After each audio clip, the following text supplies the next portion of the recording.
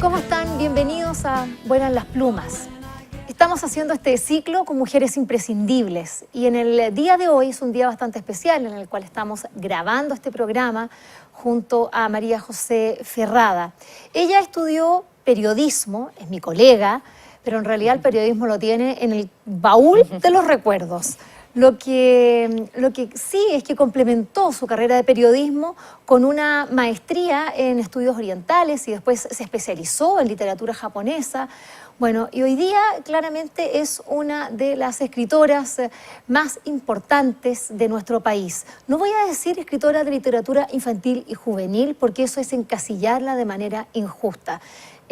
María José Ferrada escribe libros para niños, pero eso no significa que sean solamente para ellos. Ha publicado más de 25, tenemos acá bastantes libros en la mesa sobre los cuales vamos a conversar y por ellos ha ganado un montón de premios, al punto que ni siquiera premios en Chile, como lo ha hecho con el Consejo del Libro, incluso con la Academia Chilena de la Lengua, un precioso premio para un libro que tiene mucha vinculación con el 11 de septiembre, que es el día en que estamos haciendo este programa. Bueno, todos estos aspectos hacen de María José Ferrada una mujer imprescindible, a la cual le damos una cordial bienvenida a Vuelan las Plumas. ¿Cómo estás, María José? Y muy bienvenida. Bien, Vivian, muchas gracias. Siempre un gusto conversar contigo. Vamos a partir por lo de la fecha, porque no es casual que estemos, es decir, un día 11 de septiembre, puede que sea casual, pero es un día que tiene mucho significado. Y un 11 de septiembre del año 2018, a 45 años del golpe militar, para una escritora de literatura infantil, quiero decirlo de esa manera, como tú, tiene mucho sentido porque tú abriste una puerta, abriste una ventana con un libro llamado Niños. Me gustaría que contaras esa experiencia, cómo es que llegaste, aunque ya lo hablamos en otro programa, el Vuelan las Plumas, pero quiero que quede registrado en este formato. ¿Por qué tú hiciste un libro en el que cuentas una historia, de alguna manera, una situación de 34 niños que murieron durante la dictadura militar? Bueno, yo creo que una mezcla de varias cosas. Como ya lleva un tiempo trabajando con niños, uno se empieza a sensibilizar más con todo lo que tiene que ver con los niños. O sea, si escuchas violencia contra los niños o qué sé yo, las políticas de infancia, uno está siempre un poco más atento. Y en ese contexto, yo escuché alguna vez en una conversación al azar, como a propósito de la violencia contra los niños mapuche, alguien que decía, ¿pero qué se impresionan tanto si durante la dictadura también hubo mucha violencia contra los niños? Este es un país que es violento con los niños. Y yo nunca había escuchado el tema de que había niños violentados en dictadura. Entonces llegué a mi casa y me puse a buscar y vi que la información era súper confusa. Después entendí por qué era confusa, porque a medida que pasa el tiempo, los que eran detenidos desaparecidos empiezan a ser encontrados y pasan al listado de ejecutados, pero en el RETIG no están así, en las listas que se fueron haciendo después por el PIDE y por todas esas cosas, sí están en otra categoría. Bueno, y ahí me impresionó como el anonimato de este listado, como la segunda violencia, que es no nombrar, olvidar.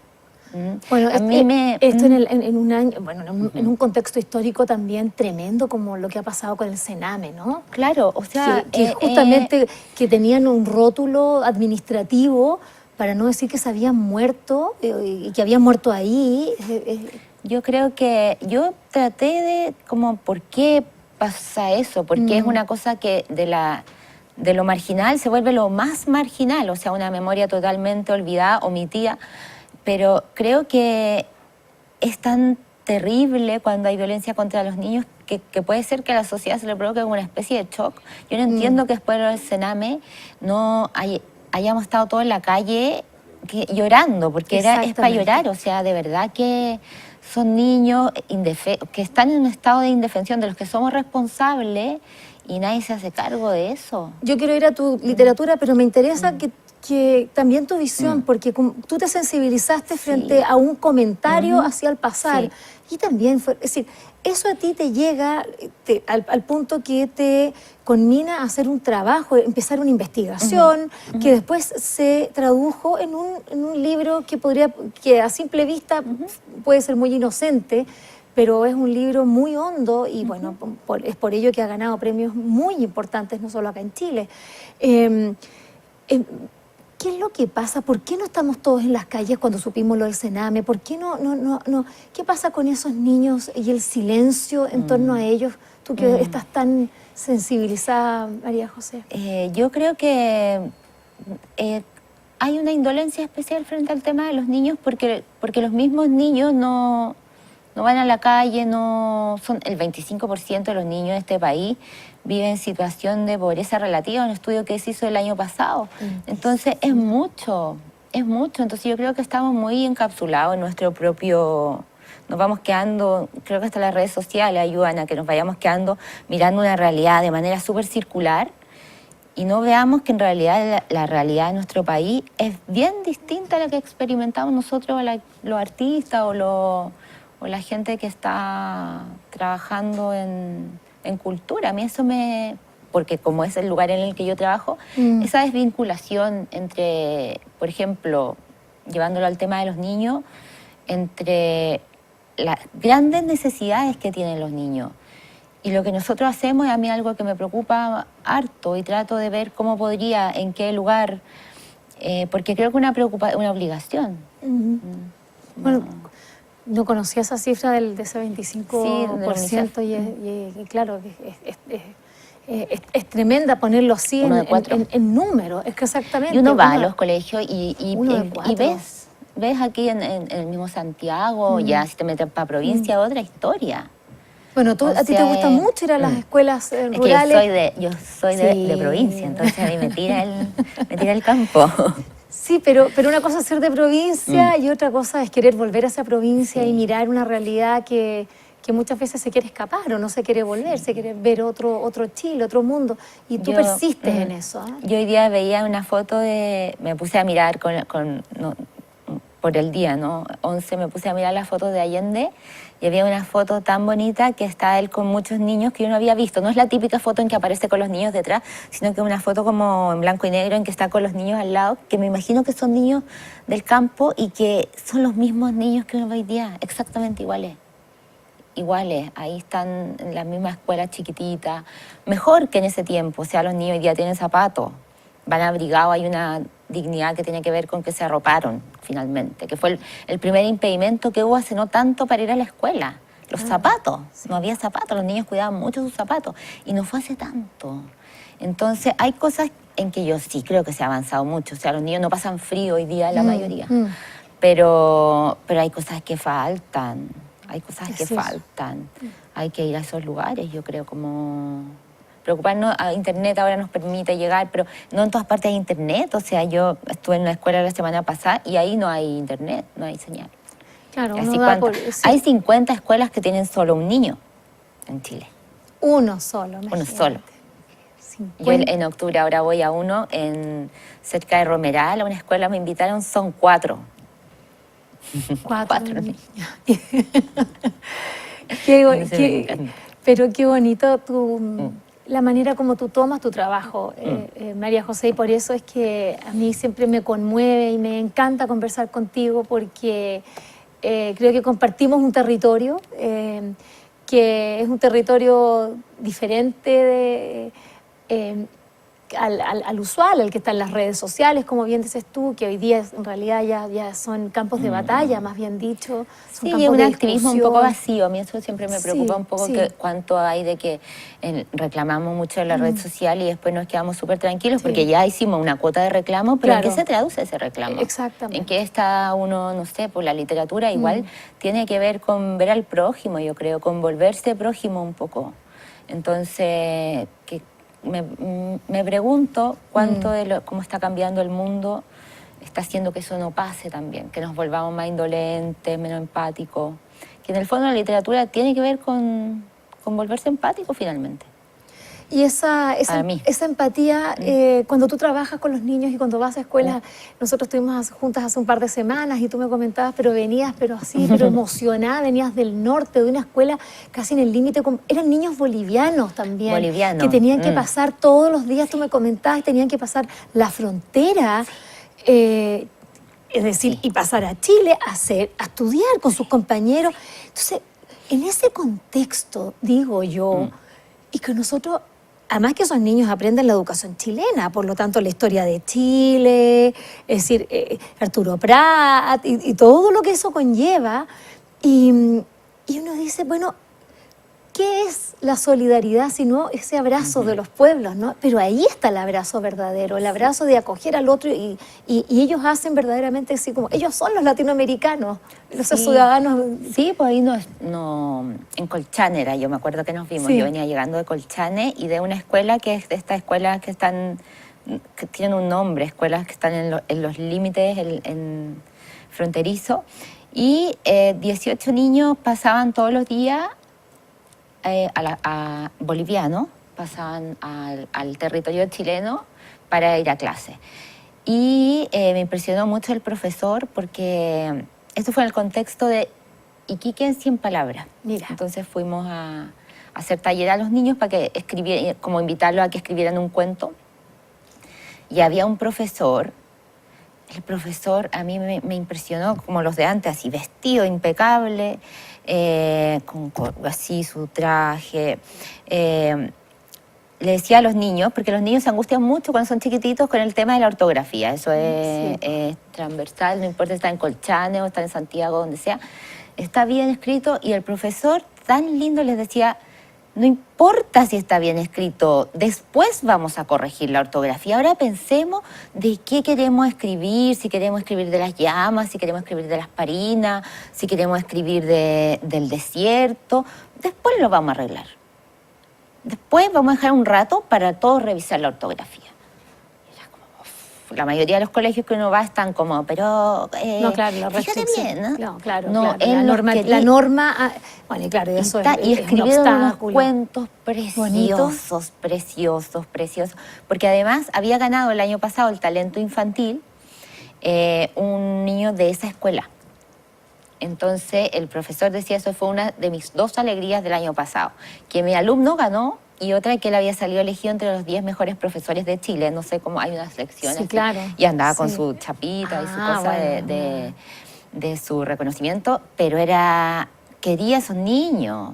Y los niños, cuando el profesor, había también una profesora, porque era una escuela que tenía programa intercultural y había una profesora que yo creo que le enseñaba cultura aymara o algo así, a la que le preguntaban cuando querían poner una palabra. Muy, muy, muy bonito. Qué bonito, qué bonito que tú puedas compartirnos una realidad que es desconocida y que en el lenguaje habitual, cuando estamos, lo que nosotros escuchamos de Bolivia, a mí de verdad que me sobrecoge que el hecho de que Bolivia para nosotros sea, no sé, Azerbaiyán prácticamente. Sí. No sabemos nada de lo que está pasando allí. ¿Y tú no distinguías ahí a los niños que eran bolivianos a los que eran chilenos? Porque eran altiplánicos. Y hablan todos igual, hablan por cierto aymara y castellano. Y sé otra historia de otra escuela que tenían una banda, pero eran muy pocos, entonces no alcanzaban a hacer la banda y pasan a la mitad de niños bolivianos cuando ensaya la banda. Y ensayan, es una banda de los 2 lugares. Bueno, binacional, claro. Imagínate. O sea que ahí no es como, ahí uno dice que tan verdad son estos discursos que se instalan desde no tienen ninguna. Es el discurso del poder, ¿no? Es el discurso del poder y ahí están todos. Pero ellos rompen eso. Sí. Esto de trabajar con niños, habíamos partido y hemos dicho niños muchas veces, que justamente es el título de tu libro, a partir del cual te empecé a preguntar a propósito de un día como hoy, que es un 11 de septiembre del año 2018. Tú allí, en ese libro, solamente como para terminar un poco y contextualizarlo, en un lenguaje, bueno, era prosa poética, claramente, vas describiendo a niños como Alicia Aguilar, que fue ejecutada a los 6 años, a Magda Ayala a los 2, Alejandra del Carmen Berríos tenía 1 mes, a Jaime Cáceres con 11 años, a Nelson Ormazábal con 2 años. Bueno, es una lista de 34 niños que uno dice, pero ¿cómo murieron estos niños? Es decir, acá hubo muertes muy distintas en distintos contextos, algunos de la bala loca, otros sencillamente fueron ajusticiados, es decir, una cosa... El caso de Carlos Fariña es bien, bien famoso y era uno de los que en el listado aparecía primero como detenido desaparecido y después como ejecutado cuando encontraron estaban en unas excavaciones, creo que en San Pablo, y encontraron los restos y a él lo dispararon. Como fue bien violento. Y tiene 15 años. No, 13 años. A ti... Yo corté la lista en los 14 ¿Cómo años. fue escribir ese libro? Sí, porque para que fueran niños, ¿no? Sí, fue una decisión un poco... Cuando yo siento que a los 13 años todavía me quedan cosas de niña, pero ya a los 14 no. Entonces el corte fue hasta los 14 años, que ya son muy chicos, 14, o sea, el que más tiene en ese listado es 13 años. Y hacer el listado fue un poco complicado porque había que buscar en el informe, los dos informes, en el RETIG y en el otro, el de la comisión, siempre se me olvida, es el de la Comisión de Reparación. Hay dos informes que se hicieron. El VALET y el RETIG. Así no es el VALET, es el RETIG y hay otro. Bueno, verdad, justicia y reconciliación. Algo así, bueno. Pero busqué en eso, los informes que se hicieron oficiales cuando volvió la democracia. Y había que ir uno por uno porque no había una clasificación por edad. Entonces uno iba buscando y el que tenía 13 yo lo anotaba, página. Pero claro, volví a hacer listado. Bueno, solo el RETIG son 3 tochos así. Sí, pues. Volví a hacerlo y no calzaba. Entonces finalmente le pedí a la madre de una amiga que había trabajado mucho tiempo en la vicaría y que seguía vinculada al tema de derechos humanos, que me ayudara a cruzar la información que manejaban estas organizaciones, y ella me hizo finalmente, me dijo este listado. Ya, eso está con... Este listado y ahora con estos nombres vuelve a estos informes. ¿Y qué? Ahí horrible. ¿Sabías lo que querías hacer con eso? No. Porque imagínate con esa información, no sé, un listado pero tremendo. Sabía que algo tenía que hacer porque me parecía que no puede ser que un niño se muera en una situación así de injusta, así de violenta y no pase nada. O sea, eso no puede ser. Cuando alguien me ha dicho, oye, pero este libro es un poco duro para los niños, claro que es duro y está bien, y ojalá que lloren. Porque a esos niños lo mínimo que merecen es que uno llore. Porque no puede ser que una vida se termine así, y que no pase nada, y que uno tenga que estar después contento. No. Tú ahí estás diciendo algo muy interesante, porque es qué tipo de materiales le entregamos a los niños. Les mostramos una realidad edulcorada, una realidad falsa finalmente, o les mostramos la realidad. Ahora, ¿cómo mostrársela? Y ahí viene lo que puede hacer el arte, ¿no? La poesía. En el caso de lo que tú hiciste con tu prosa poética en este libro Niños, y ahí decidiste contar una pequeña historia. ¿Cómo elaboraste eso? Yo, leí los informes y ahí no sabía muy bien qué hacer, porque es los informes tienen una cosa como muy jurídica, un detalle clínico, claro, que es peor porque deshumaniza aún más al que ya está muerto. Entonces lo sigue matando con ese lenguaje tan frío, es como si se le matara 2 veces. Entonces quedar en un informe de ese tipo. Entonces yo lo leí, me afectó obviamente emocionalmente, está bien, tenía que hacer así, y lo dejé mucho rato porque no sabía cómo hacer, qué hacer, si tenía, que eso creo ya lo hemos conversado alguna vez, si tenía o no el derecho a hacerlo, porque yo decía tal vez entre estos 34 niños, porque claro, están los niños, pero ahí empieza un perímetro de la familia, claro, los vecinos, los amigos, empieza a crecer esto y puede haber en estos círculos que va creciendo en torno a cada uno de estos 34 niños, alguien que no se quiere acordar porque le duele mucho. Yo pensaba, ¿y qué derecho tengo yo a recordárselo? ¿Puedo o no puedo? En eso me estoy dando vuelta mucho tiempo hasta que al final dije, bueno, igual estos niños no puede ser que no los recuerde nadie. Y o sea, a mí me impresiona que no tengan un memorial, me avergüenza más que me impresiona que no hayamos sido capaces de poner un trompo, un caballito en alguna parte para recordar a esos niños. Y no se ha hecho. Entonces, lo que puede hacer un escritor es algo muy humilde.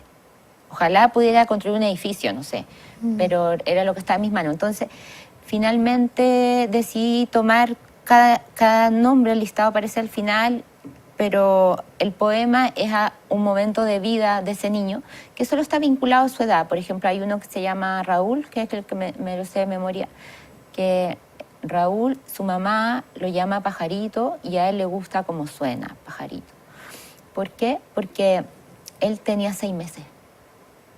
Solo pues, la relación que él tiene con la vida más fuerte, yo me imaginaba, es la voz de la madre. Si tiene 5, puede estar jugando con los insectos, entonces el poema tenía que ver con un niño que juega con los insectos, o si tenía, no sé, ahí yo fui jugando solo con las edades. Porque quería recordarlos vivos, como deberían haber estado, como tienen que estar los niños vivos jugando, aprendiendo o regaloneando con sus papás. Es un libro que te ha traído muchas satisfacciones a pesar del dolor que significó escribirlo, la decisión. ¿Qué libros has recibido? ¿Qué premios has recibido ese libro? ¿O qué satisfacciones tú sientes de...? Ese libro ahora voy a presentarlo a México. Sale en la versión mexicana. Sí, porque en la versión chilena tiene las ilustraciones... de Jorge Equien, y salió con editorial...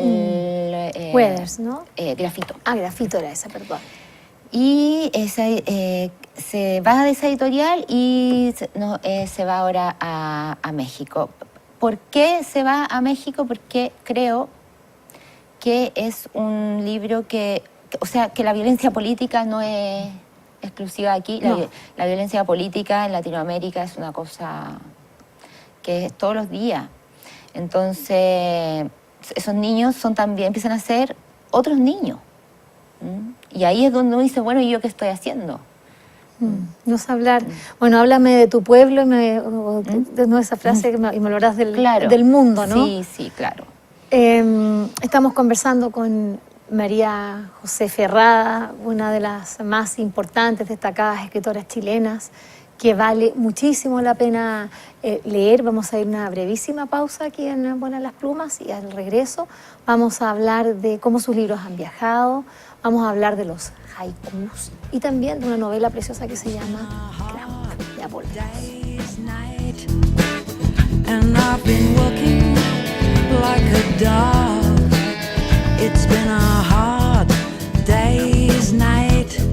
Seguimos en Vuelan las Plumas, estamos conversando con María José Ferrada, escritora a secas, no voy a decir para niños, porque justamente este libro, que se llama Cramp, es una novela, también es breve, concisa y, bueno, con una prosa, como siempre, muy poética, en la que la novela, bueno, editada por MC Cruz del Sur.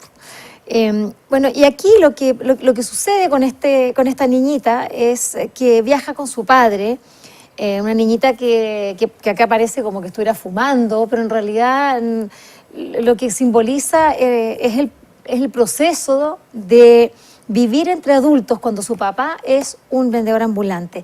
Este señor David es tu papá. Y acá tú haces una preciosa, bueno, lo que es la literatura, lo que es la escritura, ¿no? Mezclas la realidad con la ficción y das cuenta de una relación que es poco habitual en la literatura, que es esta niñita que va con su padre, que es vendedor viajero. Cuéntanos de ti para después llegar a Cramp. Tu papá es que todavía sigue porque no, ya está menos, la última vez que hablamos todavía está dedicado al yoga, al yoga. Sí. Pues entonces dejó de fumar. Dedicado. No, dejó de fumar. Creo que cuando le dio un infarto, dejó de fumar. Era muy fumador. Sí, como eran los vendedores, como era la gente en esa época. Sí, en esa época yo me acuerdo de andar en auto y que mi papá fumaba, mi mamá fumaba y uno iba tosiendo y los profesores. Los profesores fumaban. Sí, mi pediatra fumaba, entonces era otra época. Y claro, la gente de esa época es muy fumadora, pero tuvo que ya hasta dejarlo. Y nosotros ya tenemos otra conciencia al respecto, o sea, ya no es...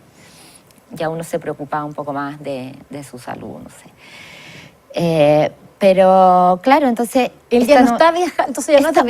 Poquito, no lo suelta, igual no lo suelta. Lindo. Poquito, vende cosas de pesca, pero ya Artículos no de todos pesca. los días, sí. Pero debe tener sus clientes importantes Sí, en algunas tiene sus ciudades, clientes. porque allá los negocios son como que son multi cosas, así, entonces son maravillosos, ¿no? Ingresa sobre negocios de... estos de pesca son súper especializados. Ah. Entonces no viaja. Entonces tiene que ir al lugar, bueno, donde están los... Osorno, Yanquihue, Osorno. imagino, no sé, las zonas de pesca. Yo lo escucho por ahí, por Osorno, Puerto Varas, por eso. Claro, por Puerto esos Varas, lugares. claro. Pero ya está jubilado, entonces yo ya le digo, ya si cuando te jubilan es que tú te tienes que jubilar, papá, pero no hay caso. ¿Y a ti cómo no afectar? ¿Qué te produjo tener un papá que anduviera de maleta vendiendo por Chile? Era entretenido, pues yo lo acompañaba. O sea, no lo acompañaba siempre, pero lo acompañé muchas veces. Y ahí yo creo que yo conocí, bueno, nosotros vivíamos en Temuco, y mi papá viajaba de Temuco al sur y que me llevaba a los viajes cortos que eran el viaje a los pueblos. Entonces yo creo que ahí a mí me quedó el gusto por los pueblos chicos. A mí me encantan los pueblos chicos. Si pudiera trabajar en un pueblo chico me iría a vivir. Es difícil el tema del trabajo para la gente que está en Cada que vez trabaja. menos, ¿ah? Sí, pues yo creo que cuando ya llegue a todas partes internet, Cada mi mamá vez vive menos. en un pueblo muy chico y ahí internet llega cuando el viento sopla para el norte, digamos. O sea, no puedes contar con eso. Entonces ahí ella es más difícil, pero yo cada vez que voy es como, ay, me quiero quedar en el pueblo, me encanta. Y este padre que viajaba con esta niñita, tú tomaste elementos de esa niñez Sí. y también y hablas de ese Chile, también lo retratas, ese Chile, bueno, que son los vendedores viajeros, también los visitadores médicos. Claro, todos que andan con estos maletines, sí. Gran maletín. Yo tomé, claro, elementos de la realidad, bueno, lo que hace yo creo que la mayoría de la gente que escribe toma elementos de la realidad y lo ficcioné también, o sea, tampoco la niña fuma a los 6 años, todo el mundo me pregunta, no fuma a los 6 años, pero fui tomando cosas que me parecía... a mí siempre me pareció que era como un grupo muy divertido y muy interesante el de los vendedores viajeros, porque era gente muy graciosa, muy chistosa. Y falta gente chistosa. Sí, a mí me encantaba, me moría la risa. Y no les importa nada políticamente incorrectísimo. O sea, y eso a mí me encantaba. Entonces, si alguien, pucha, qué ganas de hacerles un regalo, que ellos se reconozcan, que digan, este es Juanito. Y pasó eso. Ah, pasó eso. A ver cómo fue. Pasó eso, que ellos por eso el libro tiene muchas iniciales, porque no está el nombre, pero la inicial sí corresponde a la historia real en la que está basada esa historia. Hay varias historias chiquititas dentro del libro. Sí. Entonces pasó que, claro, que ellos se reconocieron. Y hay uno que es muy importante, que es como casi el segundo en importancia en la novela, y él está tan fascinado que compró la novela y la va a dejar a la biblioteca de otros pueblos. No, sí son un chiste. Qué Y él bueno. va a preguntar, obvio que todos van, y cuando preguntan y la ponen adelante, si la encuentran, o sea, son unos chistosos. Y donde están vendiendo, claro, en los negocios que venden libros, entonces, porque como decíamos, son negocios así de multiuso, de todo, multioferta. Qué bonito. Y él además, entonces, gente que tenía es un mucho... homenaje a una época, es un homenaje... Al cariño por el oficio también, al cariño por el oficio, que yo creo que por este oficio y por cualquier oficio, que yo ya no lo veo tan claro. Mi abuela, por ejemplo, era profesora en rural también, pero adoraba su oficio, mi abuelo era carpintero y adoraba ser carpintero. Entonces, creo que eso ya no se ve tan... yo no converso con ningún periodista que adore ser periodista, o sea, o muy pocos, hay muy pocos. Entonces, esa identificación con el oficio que hacía que tú trataras de hacerlo siempre un poco mejor porque estás muy involucrado con eso, yo lo encuentro súper bonita. Bueno, claro, le da un sentido, ¿no? Sí, un sentido, pero Mistral habla un montón del cariño por el oficio. Y el oficio lateral también hablaba ella, su escritura era su oficio lateral. Exactamente. Su oficio lateral, que era el que le daba, tiene unas palabras muy bonitas, que dice, mi oficio lateral, el que me daba como el alma, algo así, como muy... Sí. A mí me gusta mucho también eso del cariño por el trabajo. Por eso de repente uno como que se enoja con las personas, o no sé, yo me enrayo de repente con gente que tiene trabajos bonitos. Y bonitos dice uno, pero pues, no sé, una paisajista. Y como sin pasión, sin... Todo con lata, todo claro, con lata. mucha lata. Así como viene a Chilenao, mucha lata. Bueno, eso habla de una frustración, de una generación muy frustrada en un Chile. Una generación también que se las sabe todas, yo siento, y que no, yo creo que hay algo bonito que tiene el oficio, es que siempre te va enseñando cómo vivir. No solo el oficio, a través del oficio tú aprendes cómo vivir. Y claro, si tú vas y sabes ya cómo vivir, bueno, seguramente tu oficio no te va a enseñar nada, pero yo encuentro que lata. A mí no me identifico mucho con eso y trato de estar lejos de eso porque no creo que uno va aprendiendo siempre. Pensaba en la analogía como cuando nos enseñaban en el colegio, en eso de como el contenido y el continente.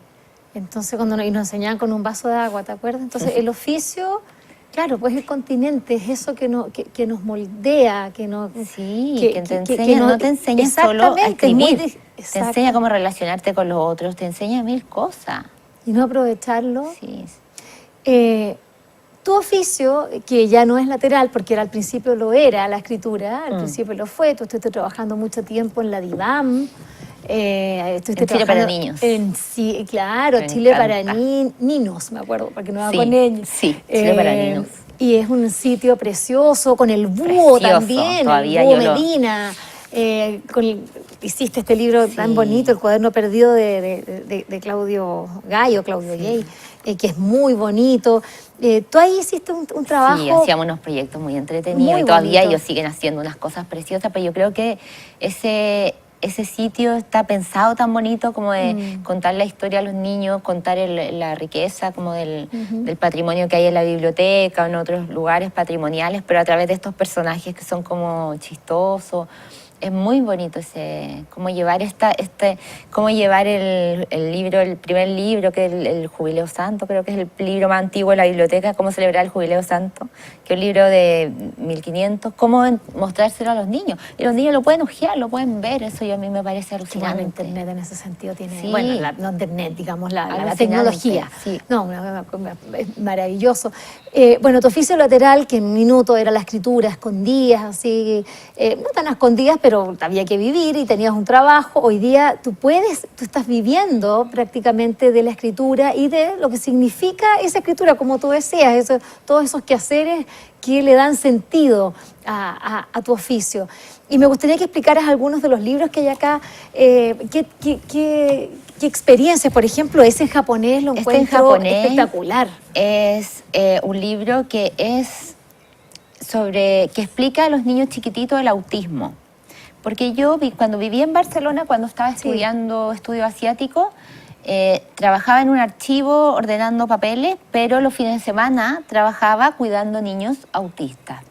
Wow. Y fue un trabajo que a mí me encantó. Sigo recordándolo con mucho cariño. Al principio me asustó mucho porque no sabía si iba a poder. Claro. Y no, fue precioso. Estuve ahí como 2 años, que iba los fines de semana y salíamos a comer, salíamos a comprar ropa, porque era como una especie de cename, porque eran niños que adoptaba el Estado, la Generalidad en este caso. La Generalidad. Y les ponían su casa, tenían su qué sé yo, al que le gustaban los perros, iba una vez a la semana a un canil a mirar perros, el que le gustaba la biblioteca, iba a la biblioteca, o sea, niños que estaban igual muy bien cuidados. Entonces, en ese contexto, el fin de semana, como no estaba la familia, tenía que ir gente que no fuera toda la semana y a sacarlos a pasear. ¿Ellos iban durante el día a estos centros? Iban al colegio. No, ellos vivían ahí y yo los cuidaba en su casa. Era un departamento donde vivían 6 niños. Eran 2 departamentos en realidad que estaban partidos por la mitad y durante el día se abrían y en la noche se cerraban y ya quedaban 2. ¿Y los papás no vivían con sus papás entonces? No. Muchos eran, los papás lo habían dejado cuando eran chiquititos y otros había casos que lo habían abandonado casi en la calle porque eran niños con muchos problemas. Y el fin de semana era Había algunos que había algún pariente que los iba a ver, entonces era más tenso para los otros porque había parientes, algunos que no lo iba a ver nadie y eso se ponía más nervioso, más triste. Entonces la tarea de nosotros era sacarlo a pasear, jugar, ir al cine, bueno, bañarlo, acostarlo, lavarle los dientes. Como si fuera un hermano, una cosa así. Y era increíble, lo pasábamos bien. Pero ese libro nació tuyo y nació de esa experiencia y es en japonés. Nació de esa experiencia un poco porque después yo ahí aprendí, vi por primera vez cómo ellos se relacionaban con el lenguaje. Para la mayoría de los niños que tienen autismo el lenguaje es muy abstracto, entonces para ellos es mucho más simple, era más simple comunicarnos con dibujo y tienen un sistema que es el sistema de pictogramas. Entonces pasó el tiempo y yo unos 5 años después volví a España, a Galicia, a estudiar este sistema de pictogramas porque había una editorial allá, Calandraca, que tenía una colección con pictogramas. Y ahí yo trabajé con un niñito específico que se llama Manuel, con su mamá y su terapeuta, esos 4 meses. Y ahí nació este libro. Pato Mena, que es el ilustrador, está viviendo en Barcelona, entonces todo se dio como para que pudiéramos trabajar juntos. ¿Y Pato Mena es chileno? Pato Mena es chileno, sí, pero vive en Barcelona. Ah, sí, qué bien, es chileno. qué bueno. Y este libro tiene una edición en español, pero no pudimos hacer los pictogramas por un tema de derechos, del concepto de pictograma. Pero los japoneses compraron el libro y una universidad, una profesora de una universidad de Tokio, desarrolló unos pictogramas especiales para este libro. Y ahora estamos trabajando en la segunda edición o sea, aquí Manuel, es el día de Manuel, es cuando Manuel va al colegio, vuelve, mira por la ventana. A Manuel le gustan mucho las líneas, entonces las va siguiendo todo el tiempo, de eso se trata, pero ahora es el fin de semana de Manuel, porque los niños decían, ¿y qué hace el domingo? Entonces ahora vamos a salir con uno que es lo que hace el domingo. Bueno, tú has ido a Japón, tú ya lo decías, eres especialista en literatura japonesa, bueno, estudiaste básicamente las poetas del siglo XI, es decir, pero bueno, eso te dieron el marco para ingresar a una cultura, para ingresar a un idioma. Y tú estás yendo mucho a Japón. ¿Cómo es eso?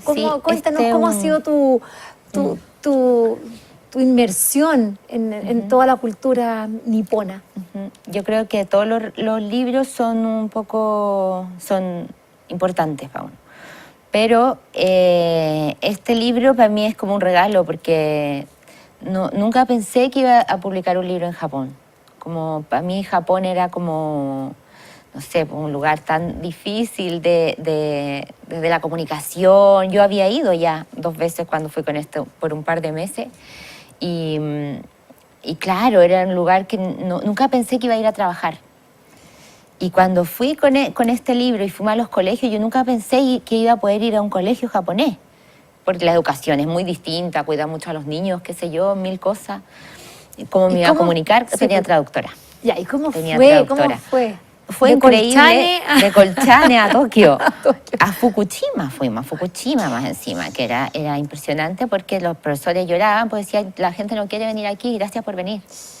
Todavía, y tenían necesidad de contar el tema del tsunami, de la cosa nuclear, y de decirnos que estaba todo bien, que no pasaba nada, que ellos medían la comida, que lo que estábamos comiendo estaba bien, que era muy conmovedor y lloraban.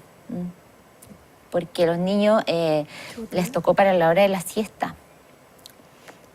Eso era el relato que hacían las profesoras, que le había tocado la siesta y habían tenido que ir todos corriendo, y que ningún niño lloraba, de 3 años.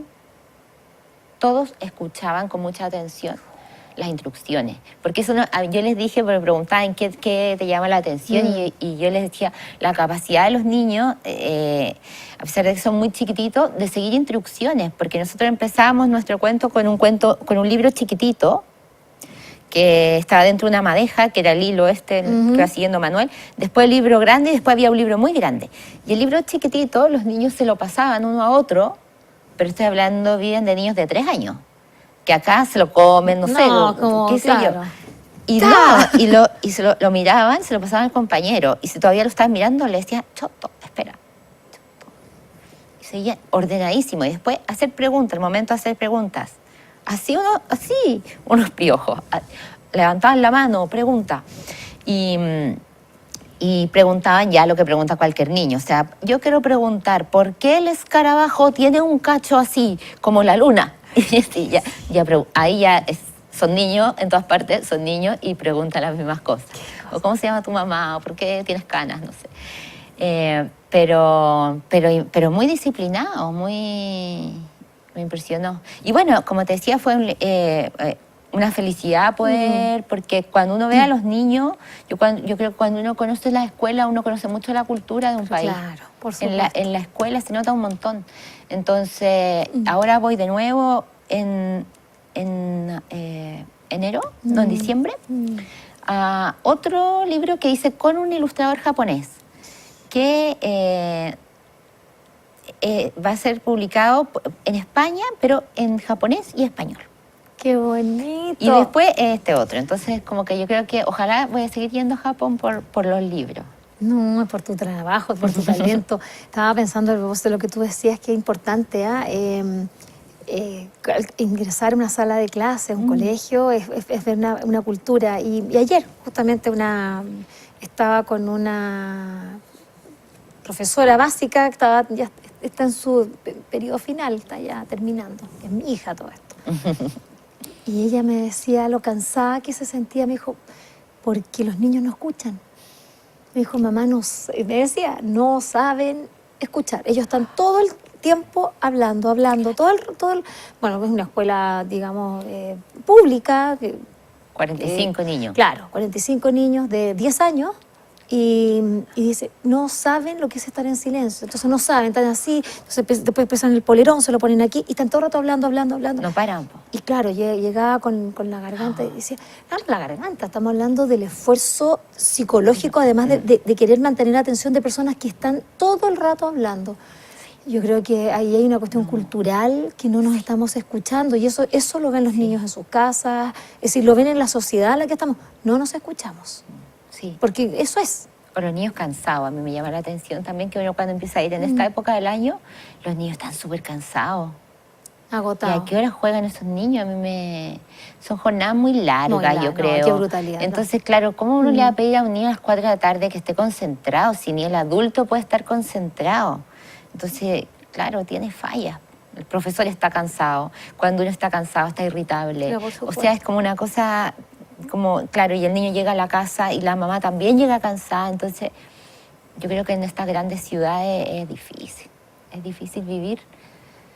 Pero también hay grandes ciudades que funcionan más ordenadas. Bueno, pero también si por eso diríamos todos ir al campo, y no, porque el campo se convertiría en tienen sus problemas, también tienen sus otros problemas. Claro, sí, yo creo que acá hay un problema cultural que nosotros estamos haciendo bastante mal las cosas. Me gustaría hablar algo de tu libro, Mi cuaderno de haikus. Esta forma poética de 17 sílabas maravillosas, clásica del Japón y que tú cultivas, y en este libro con Amanuta, que este año obtuvo nada menos que el premio IBI, que me parece muy importante, que es el que entrega la organización más importante de la literatura infantil y juvenil, pero su correspondiente en Chile. Y es interesante porque es un libro interactivo. Tú lo que estás haciendo ahí es invitar a otros, es decir, a los niños o padres, a quienes lo lean, a hacer sus haikus. Cuéntanos cómo hiciste ese libro, porque ya estás pero absolutamente imbuida en es que sí, yo cuando estudié, yo estudié japonés primero, en la USACH, cuando salí de periodismo, estudié unos años de traducción. No terminé, pero seguí estudiando en el instituto y después me fui a estudiar el magíster y todos me decían, pero ¿cómo vaya a trabajar en eso? ¿En qué vaya a trabajar? ¿Para qué te va a servir? Porque yo no era de formación de literatura, entonces tampoco podía, no me estaba especializando en algo que era mi terreno. Entonces yo decía, no sé para qué me va a servir, no tengo idea si voy a poder hacer algo algún día, pero a mí me gusta tanto que yo lo quiero hacer, quiero estudiar eso. Y como que fui encontrando como un espacio desde donde abordarlo, que es desde los libros. Y libro, mi cuaderno de haiku, es un poco hermano de este otro, que es una antología de haiku que hicimos para SM con Motoko Toda, una amiga japonesa, que se encargó de traducir y ayudarme en la selección. Y este ya es como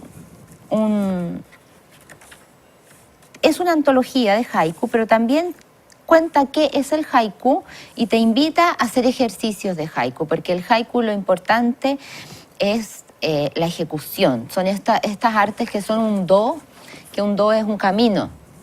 Entonces, un poco lo que hablábamos del oficio, que es como lo tomaban los poetas de haiku, se hacían mendigos porque había que experimentar el frío, había que experimentar el hambre para poder ponerlo en el poema, capturar esas experiencias tan vitales. Si tú te quedas en tu sillón ahí tomando tu whisky, probablemente te ibas a perder parte de la vitalidad de lo que estaba pasando afuera, que era lo que a ellos les interesaba, pero lo que a mí me llamaba la atención era que dejaban todo para ir a capturar estos instantes de la naturaleza, porque el haiku lo que hace es, el universo se está moviendo de manera, con un movimiento que no se replica, y yo estoy ahí para verlo. O sea, soy muy afortunado en el fondo porque lo que está pasando ahora no va a pasar exactamente igual, nunca más. Y yo estoy ahí para ver la luna ahora en este día. Y lo bonito que tienen estos poemas es que son poemas también de la humildad, porque la luna es lo importante, no el poeta. Entonces son poemas en que tú no reconoces, o tienes que ser muy especialista para reconocer a un haijin de otro, a uno de estos poetas de otro, porque el poeta desaparece. Y ese es un acto que a mí me parecía tan generoso, tan claro, bonito, la humildad, como decirlo, ¿no? claro, Sí, si la luna está ahí, esa es la es que hay que cantarle. no importa que me recuerde mi amor de la juventud, sino que lo importante es la luna, no que yo me ponga triste o alegre con eso. Y esa es una actitud que yo creo que hace, que a mí me parece preciosa. Entonces, este libro enseña a los niños a ir haciendo sus propios haiku, anotando las palabras estacionales, porque son poemas con un marcado énfasis estacional, y eso hace que tú tengas que observar la estación, que es una cosa que no hacemos mucho. No. Hay árboles que son más de, qué sé yo, en esta época los aromos florecen, son árboles de primavera.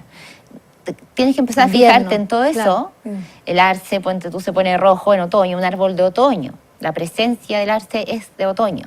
Entonces empiezas a afinar un poco como los sentidos de estos cambios estacionales, y ahí van naciendo los haiku. Entonces de eso se trata. Ya es difícil, bueno, lo lindo es que siendo ya difícil muchas veces transmitir la poesía a los niños, es decir, además hacerlo en una forma poética que es muy simple, no tiene esa cosa de la rima que obliga, que te... Es que es como una lección como un poco la que te contaste, profesor de Colchane. Sí. O sea, vamos por parte. O sea, primero abramos puertas, no las cerremos, porque si empezamos por una dificultad... Yo sé que para los japoneses el 575 es fundamental, sin eso no es haiku. Pero yo creo que nosotros nos quedamos con otra cosa del haiku, que es la capacidad de estar en el presente y observar las cosas por las que pasamos de largo un poco. Y estoy haciendo ahora en esta escuela mapuche que te contaba, de la que vengo, que estuve la semana pasada, ahí hacemos haiku. Los haikus son...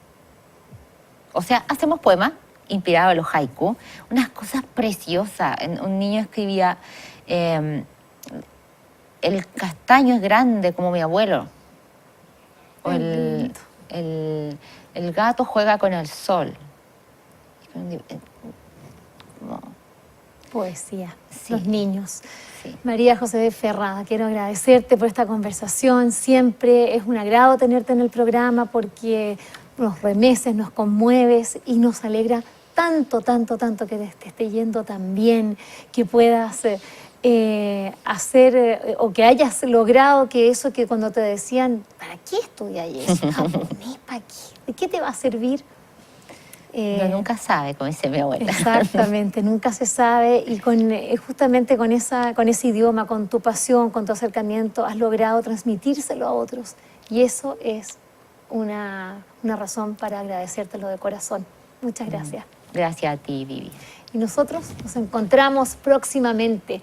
Vaya a nuestro canal de Ruch TV y también en Vuelan las Plumas y va a poder ver las otras mujeres que fueron parte de este maravilloso ciclo de Mujeres Imprescindibles. Gracias.